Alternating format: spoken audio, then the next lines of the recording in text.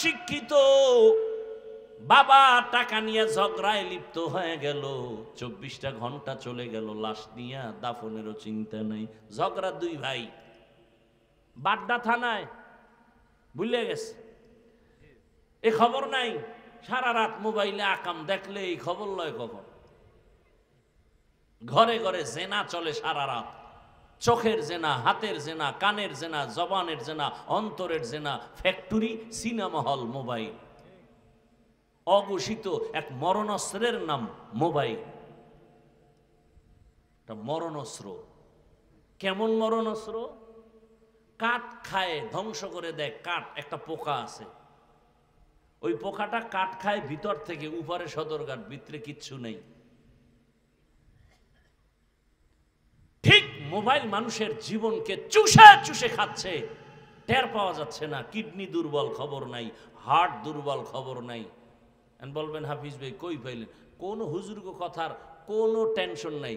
গুগলে ঢুকো, সার্চ দাও, টাচ মোবাইল চালাইলে অঙ্গ প্রত্যঙ্গের কি কি ক্ষতি হয় ওখানে চিকিৎসা বিজ্ঞানীরা ডিটেলস থিওরি সহ সব কিছু দিয়ে রাখছে, দেখো। মানুষের জীবনের সুস্থতা, শুরুতেই বলছিলাম, বড় এক নেয়ামত। এই সুস্থতাকে ধ্বংস করেছে মোবাইল।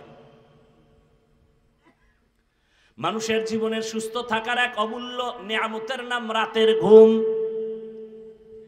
দুনিয়ার সমস্ত চিকিৎসা বিজ্ঞানী একমত, রাতের ঘুম শরীরের মহা এক ঔষধ। ধ্বংস করেছে গজবের মোবাইল।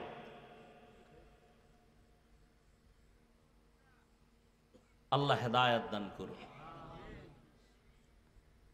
এখন রাতের দিন বানাইছে, দিনের রাত বানায় ঘুমায়। রাতের 1 ঘন্টার ঘুম দিনের 10 ঘন্টার ঘুমেও বরকত হবে না। আল্লাহ বানায় দিছেন, মোবাইলওয়ালা ক্যাটালগ দিয়ে দিছে, মোবাইল কিভাবে চালাইলে সুন্দর থাকবে। বানানোওয়ালা খালেক কোরআন আর সুন্নাহ দিয়ে দিছেন ক্যাটালগ, মানুষ কিভাবে চললে শান্তি পাবা। ওয়াজআলনাল লাইলা লিবাসা ওয়াজআলনান নাহারা মাশা। সুস্থতার জিন্দেগি জবাই করে ফেলেছে। লেখাপড়া শেষ, স্বামী স্ত্রীর মাঝখানে প্রাচীর, ঝগড়ার মোবাইল। সন্তান পিতামাতার মাঝখানে দুশ্মনী, প্রাচীর, মোবাইল। তাজা তাজা প্রাণগুলো অকালে ঝরে গেল, পেছনে সূত্র মোবাইল।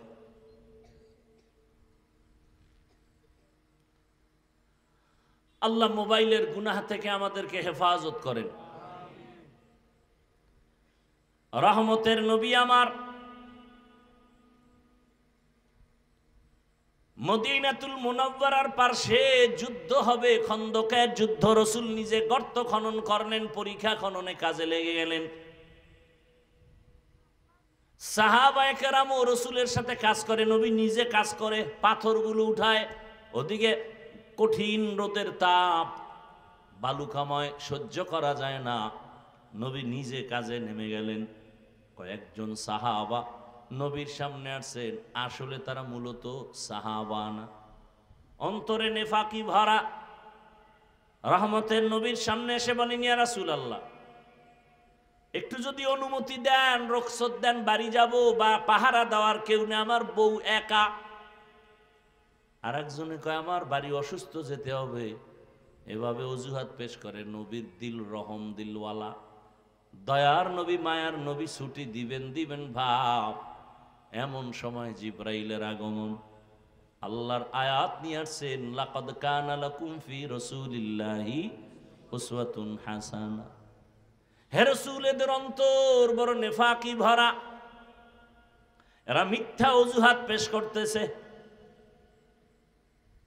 আল্লাহ জানায় দিলেন, রহমতের নবী নিজে কাজ করেন। কেমন মায়ার নবী আমার। কিছু সময় পরে সাহাবাদের কাফেলা রাসূলের সামনে এসে চোখের পানি ছেড়ে কান্না করে, ইয়া রাসূলুল্লাহ, ক্ষুধার যন্ত্রণা সহ্য করতে পারি না। জামাটা উঠাইয়া পেটটা দেখাইতেছে, পেটের মধ্যে পাথর বেঁধে রাখছে ক্ষুধা নিবারণের জন্য। নবীরে দেখায় আর কাঁদে। নবীকে মনে করছে আমি খাইয়ে লইয়ে কাম করতেছি আর তোমরা কষ্ট করো। কেমন সরল আর দয়ার নবী আমার, রহমতের নবীও জামাটা উঠাইয়া পেট দেখাচ্ছেন। তাকায় দেখে সাহাবায়ে কেরাম কান্না বিভোর। নবী বলে তোমরা না খাইয়া ক্ষুধার কারণে পাথর বেঁধেছো একটা, আমি মোহাম্মদ বেঁধেছি দুইটা। সাহাবায়ে কেরামের মাঝে কান্নার আওয়াজ। রহমতের নবীও কান্না করেন, ক্ষুধার তৃষ্ণায় পেটে পাথর বাঁধা। পার্শ্বেই ঘর হলো পয়গম্বরের সাহাবী জাবের রাদিয়াল্লাহু তাআলা আনহুর বাড়ি। সাহাবী জাবের একটা দৌড় দিয়ে চলে গেছেন। ঘরের মধ্যে গিয়া বিবি সাহেবাকে বললেন, সালামু আলাইকুম ইয়া আহলাল বাইত। ও ঘরওয়ালারা। গিয়া তাড়াতাড়ি বলছে, বিবি রহমতের নবী কান্না করেন, সাহাবায়ে কেরাম কাঁদতেছেন ক্ষুধা সহ্য করতে না পেরে, আমাদের ঘরে কোনো খানা আছে কিনা বলো। বিবি বলে একটা বকরির ছোট বাচ্চা আর কিছু আটা, 2-3 জন চাইলে খেতে পারবে।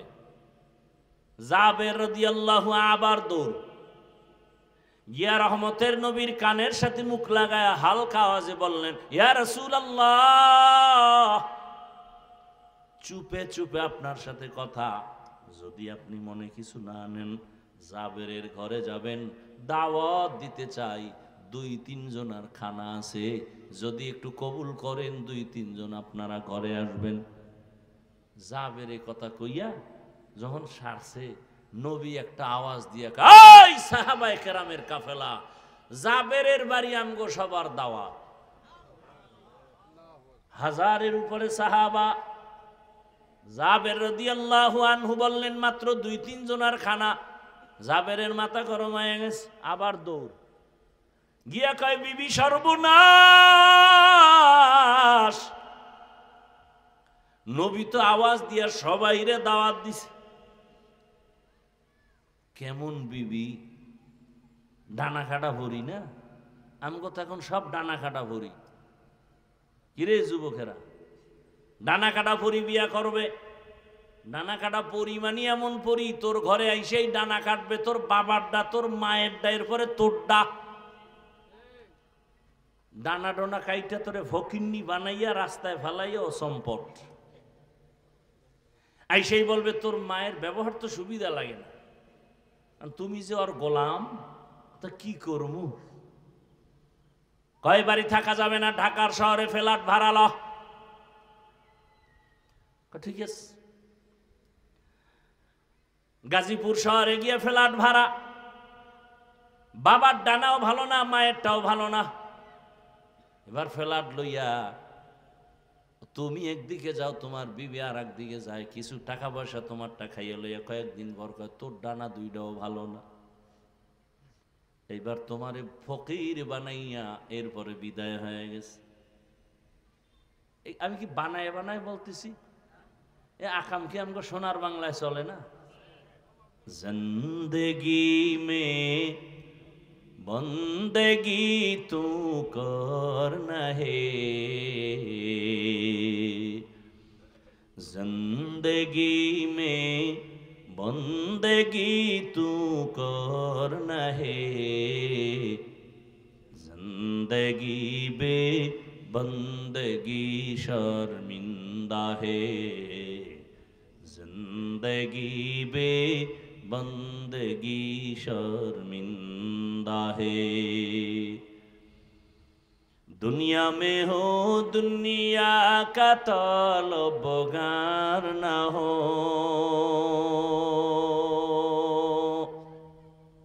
बाजार से गुजरो हो खरीदार न हो,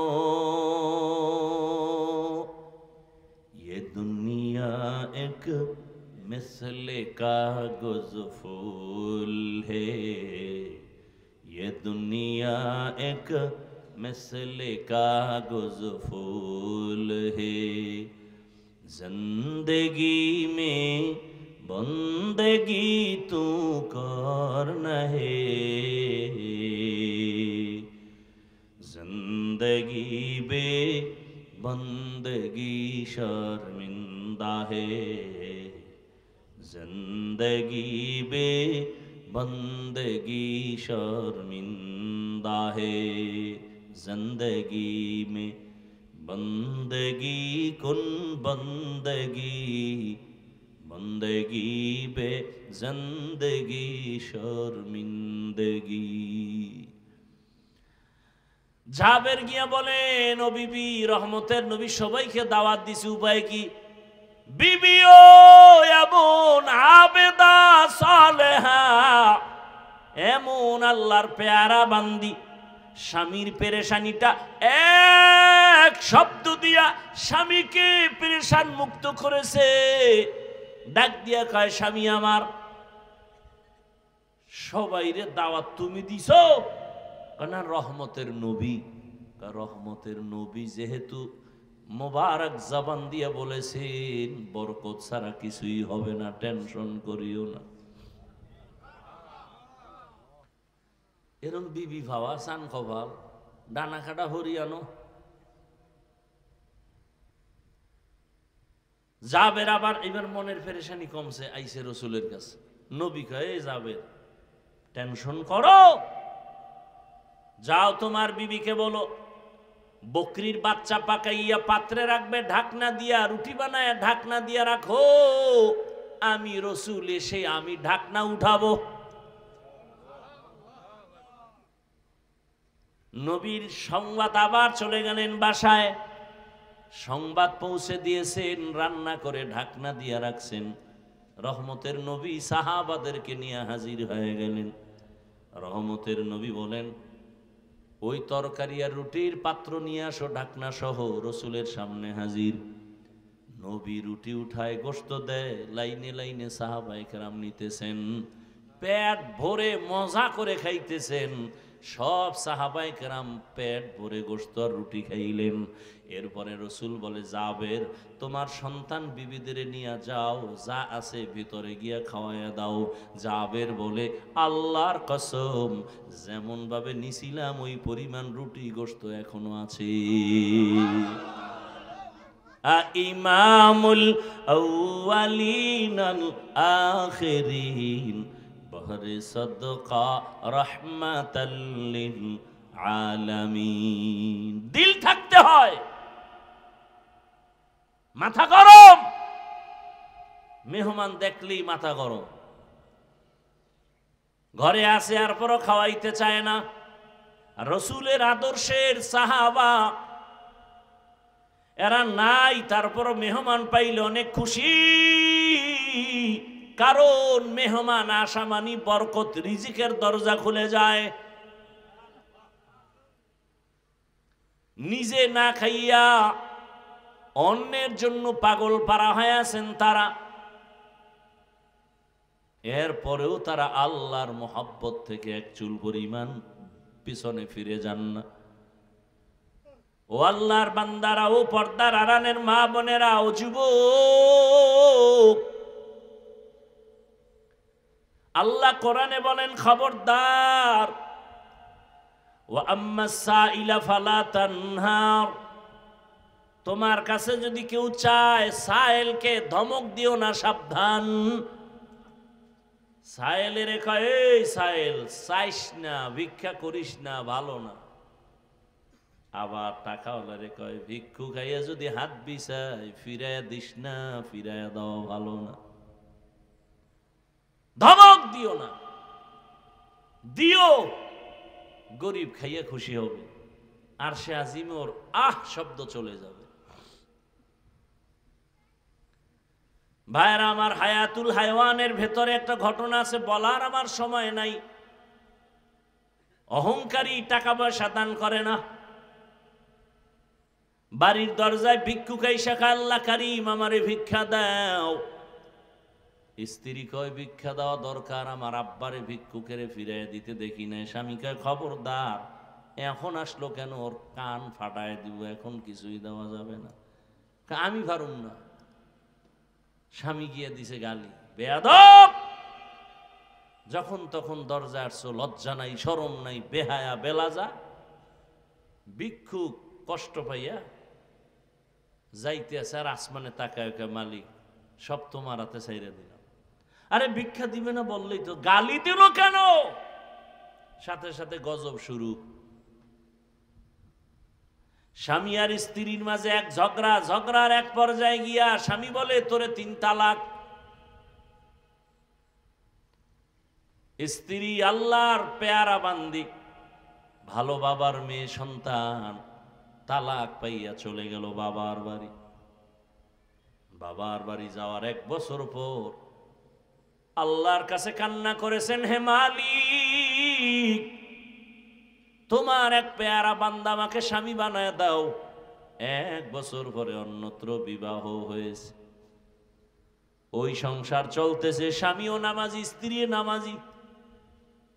এক মনের মানুষ হইলে কতই না মজা। হঠাৎ আল্লাহর পরীক্ষা, তার বাড়িতেও দুপুর বেলা ভিক্ষুক হাজির। স্বামী বেচারা যাইয়া কয়, তাড়াতাড়ি কিছু আছে কিনা দেও, ভিক্ষুকের ফিরাইয়া দেওয়া ভালো না। যখন খানা দিছে, স্ত্রী তাকাইয়া পর্দার আড়াল থেকে নজর করিয়া ভেতরে গিয়া কান্না শুরু করেছে।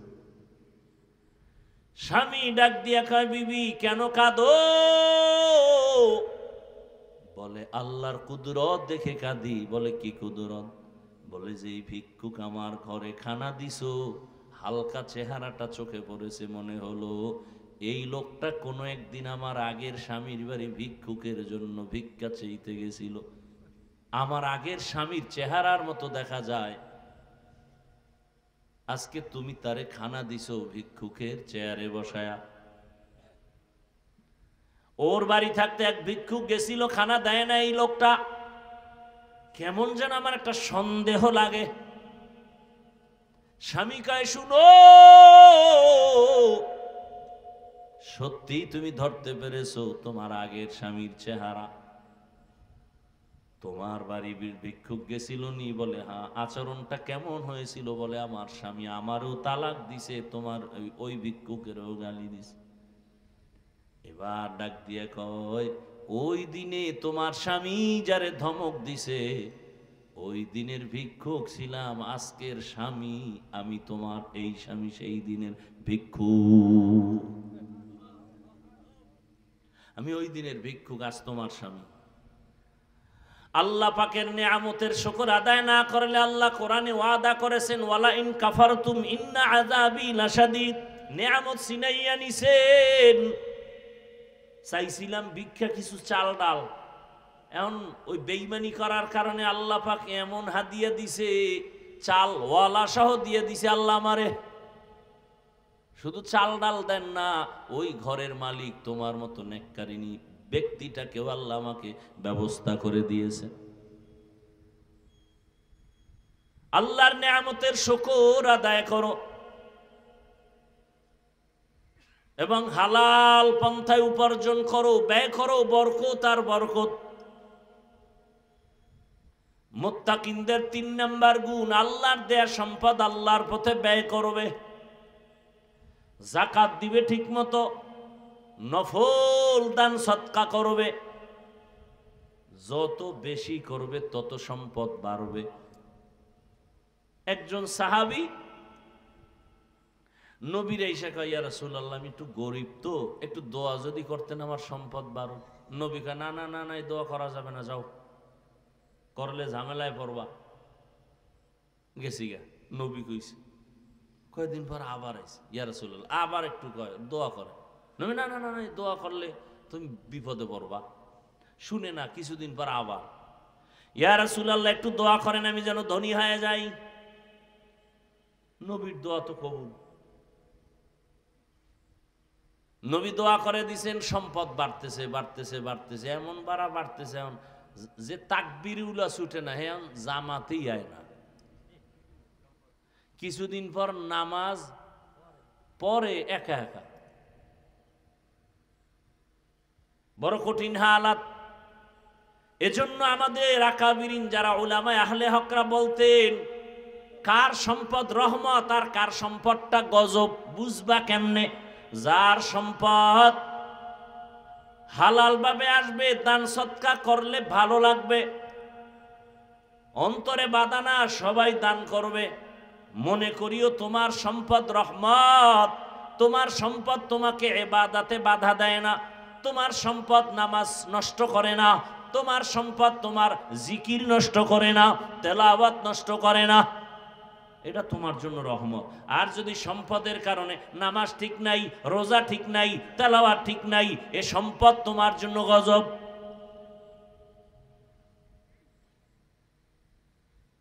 এই জন্যই তো আল্লাহ বলছেন, ওয়াইলুল লিকুল্লি হুমাযাতিল লুমাযা আল্লাযী জামাআ মালান ওয়া আদ্দাদাহ। আরে যারা গীবত শিকায়াত করে, মানুষের নামে বদনাম বলে, বানায় বানায়, এদের জন্য ওয়াইল নামক জাহান্নাম। আর একদল কারা কয় মাল কামায়, খালি মাল। আল্লাযী জামাআ মালান ওয়া আদ্দাদা, মাল বানায়, বাড়ায় আর গণনা করে, কমলো কত বাড়লো কত। আর কি কয়? ইয়াহসাবু আন্না মালাহু আখলাদা, এই মাল কখনো ধ্বংস হবে না, আমারে বাঁচাবে মালে। আল্লাহ কয় কাল্লা, কখনো না, বরং এই সম্পদ লায়ুমবাজান্না ফিল হুতামা, হুতামা নামক জাহান্নামে নিবে তোকে এই সম্পদ। নবী জানেননি? মা আদরাকা মাল হুতামা, হুতামা নামক জাহান্নাম কেমন? আল্লাহ নিজেই জবাব দিয়া বলেন, নারুল্লাহ,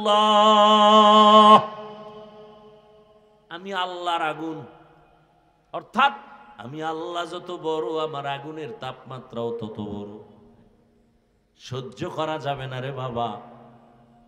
ও আল্লাহর বান্দারা, ধনী ভাইদেরকে বলবো, আপনার অর্থের মধ্যে গরিবের হক যথাযথ আদায় করবেন। সন্তানের হক, স্ত্রীর হক, প্রতিবেশীর হক আদায় করবেন। আল্লাহ আপনার সম্পদ জীবনে নষ্ট করবেন না, আল্লাহ আরো বাড়ায় দিবেন। হঠাৎ একজন ব্যক্তি কোটি টাকার মালিক, ঢাকার শহরে তার বড় ফ্যাক্টরি, বড় অফিস, কথার কথা, হঠাৎ করে খবর আসছে আপনার একটা মালবাহী জাহাজ সমুদ্রে ডুবে গেছে। ওই লোকটা ঢাকা বইয়া শুই না বলে, আল্লাহর কসম আমার মালবাহী জাহাজ ডুবে নাই। অবশ্যই ডুবছে, কারণ অবশ্যই ডুবে নাই, কসম আল্লাহ।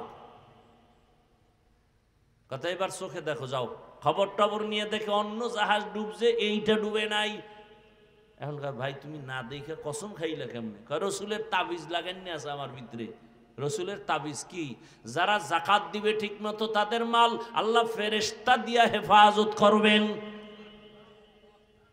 আমি পাই পাই করে হিসাব করে জাকাত দেই, আল্লাহ আমারটা নষ্ট করবেন না। সাহাবী ফজরের নামাজ পড়ে একটু রেস্ট নিয়া বাজারে গেছেন, হঠাৎ করে খবর আসছে তোমার বাড়ির মধ্যে আগুন লাগছে, আরো বাড়ি ফুটতেছে। সাহাবী কসম খাইয়া কয়, আল্লাহর কসম আমার ঘরে আগুন লাগে নাই। পুরো গ্রাম শেষ, তোমার ঘরে লাগে না, কথা কসম লাগে নাই। খোঁজ নিয়ে দেখে ডানের বাড়ি নাই, আগুনে শেষ, বামেরটাও নাই, আগুনে শেষ। সাহাবীর বাড়ি এখনো পিওর ভাবে অক্ষত। দৌড়াইছে, ভাই তুমি কসম খাইলে কেমনি? রসুলের তাবিজ লাগানো আমার। ফজরের পরে মাগরিবের পরে রসুল বলছেন এই দোয়াটা পড়লে আল্লাহ ফেরেশতা দিয়া তার বাড়িঘর হেফাজত করবেন।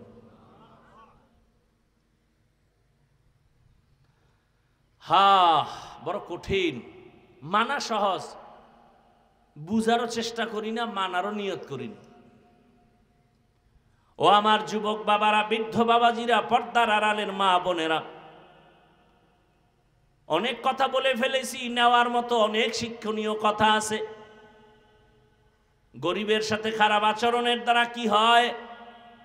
ওই নেয়ামত পাইছিল একটা নেককারিনী বিবি, পাইয়া স্বামীর আচরণ খারাপ, আল্লাহ তার নেয়ামত ছিনায় নিলেন। সায়েলকে ধমক দেওয়া যাবে না। এরে আম্মা জান, ও যুবক বাবারা, আল্লাহর দেওয়া সম্পদ আল্লাহর পথে দাও। যা পারো, 1 টাকা পারো, 8 আনা পারো, মাদ্রাসায় দাও, মসজিদে দাও। আমি হাফিজুর রহমান মাওলানা হইয়া যত সওয়াব আল্লাহ দিবেন, আমারে যারা লেখাপড়ার জীবনে কিতাব দিছেন, জামা দিছেন, টাকা পয়সা মহব্বতে হাদিয়া দিছেন, তারা আলেম না হইলেও আল্লাহর পক্ষ থেকে আমার সমপরিমাণ বরকত পেয়ে যাবে। অতএব আমি আপনাদের কিন্তু একবারও এতক্ষণ বয়ানে বলি না আপনারা সবাই আমার মতো হুজুর হইয়া যান, একবারও বলি না আপনারা স্কুল ছেড়ে, কলেজ ছেড়ে মাদ্রাসায় যান, তাবলিগে যান, পীরের কাছে যান। বরং আমি শেষ 2-4 মিনিট বলে যাই, যুবক বাবারা, স্কুলে পড়ো আলহামদুলিল্লাহ, কলেজে পড়ো আলহামদুলিল্লাহ, ও চাকরিজীবী ব্যবসায়ীরা চাকরি করেন, ব্যবসা করেন, দোয়া করে গেলাম। স্কুলে পড়েন, ডাক্তার হন, প্রফেসর হন, ইঞ্জিনিয়ার হবেন, বাধা নাই, দোয়া করে গেলাম। তবে একটা অনুরোধ করলাম, ডাক্তার হইয়েন, বেয়াদব হইয়েন না, ইঞ্জিনিয়ার হবেন, বেয়াদব যেন না হন, সাবধান। বলবেন হাফিজ ভাই এটা কেমন কথা?